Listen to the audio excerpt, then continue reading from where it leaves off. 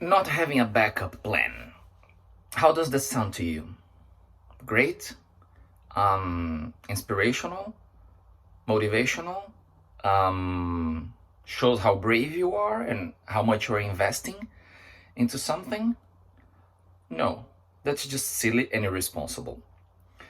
This is the third season here in the channel, growing up, building up yourself, or just simply said how to be mature and responsible and behave like an adult. Um, it's fashionable now, it's kind of in to say that you should have no backup plan. That shows that you are really dedicated and motivated to your plan A, and that this must work and there is no other choice. And if you have plan B, C, and D, that means you are not believing in plan A, and you should go heart and head for plan A, and so on. It sounds very beautiful, very romantic, and very fashion. That's what everyone is saying now. But what happens if plan A doesn't work? Because there is a chance that plan A won't work. You can do your best, you can put all the effort you can imagine, you can do whatever you want, and plan A doesn't work. So, what's your plan when plan A doesn't work? Well, my plan when plan A doesn't work is I have plan B, C, D until Z. Oh, that means you're not putting all the effort, all your soul in plan A. Look, let me tell you something. 95% of the times, plan A worked for me. 95%. And I always had plan B, C, D until plan Z in case plan A wouldn't work. For the very simple reason that I try as much as I can to not be stupid. I try as much as I can to be responsible. I try as much as I can to have a backup plan in case things don't work. Because sometimes things won't work no matter how much effort you put, no matter how dedicated you are, no matter how capable you think you are. Thousands of circumstances play beyond your control when it comes to fulfilling a plan, when it comes to the realization of a plan, an idea, a dream, or something that you want to accomplish. We are used to think, or we have been taught recently to think that it's all on you. It only depends on you. If you do your best, you are going to accomplish it. This is an idea that was sold by the system we are living in to get people out of desperation and hopelessness, to make people believe you can be Lionel Messi, you just have to work hard. You can be Michael Schumacher, you just have to work very hard. You can be Michael Jordan, you just have to train hard enough. So no one is getting there because no one is training hard enough. There is no new Michael Jordan, or there aren't thousands of Michael Jordans because people are not training enough. There aren't 20, 30, 50 Lionel Messis because people aren't training hard enough. I don't think so. And I think you shouldn't think so either, because that would be just naive. That would be just silly. That would be just being innocent towards life. This idea is sold so that people work for something, so that people have hopes, so that people believe into something and strive for that something. Because if you tell people, look, in the system we live in, what happens is there is going to be only one, maybe two or three of these people. Do you see everyone winning the lottery every week? No, it's one lucky person, if there is, that is winning. Same thing happens in everything in life. If everyone becomes Lionel Messi doesn't exist anymore. If everyone becomes Michael Schumacher doesn't exist anymore, because everyone reached that level. And trust me, not everyone is going to be a millionaire in our society, because the way the society is structured doesn't allow that to happen. You need, in order to make this society work, the people in the lower scale, and that's why the society is going to fail. Sooner or later, it's going to just implode. It's not going to work because you need more and more people low in order to sustain the people that are more and more high.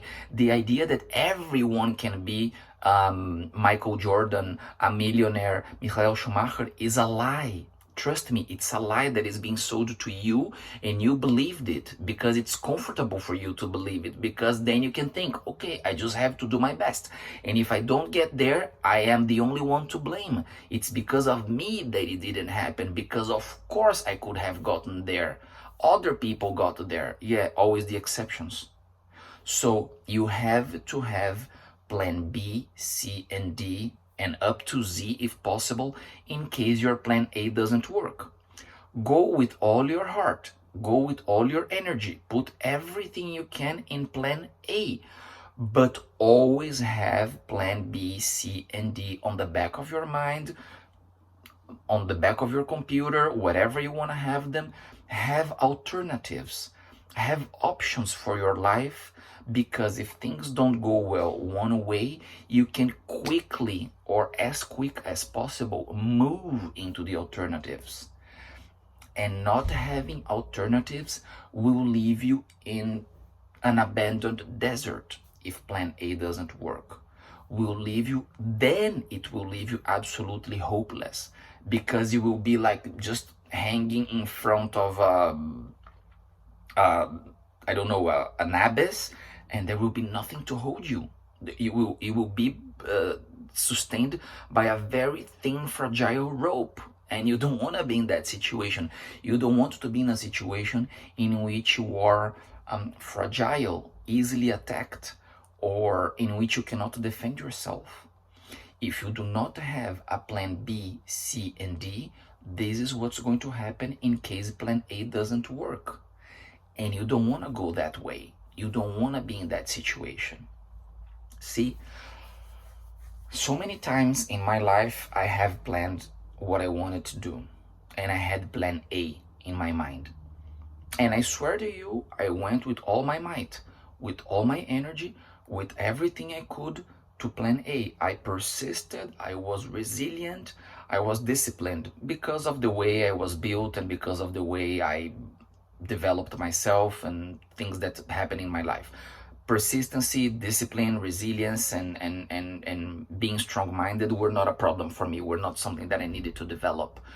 But it happened sometimes that with all these characteristics, with all these playing with me, plan A didn't work. It was an exception. It didn't happen very often, but it did happen. With all the dedication that I put into plan A, with all the energy and effort that I put in plan A, with competence that I had for plan A, in exceptional situations, it happened that plan A didn't work. And I can tell you, in the two situations that I can recall now in my life where plan A didn't work, if I didn't have a plan B, C, or D, I would have been in very, very hot water.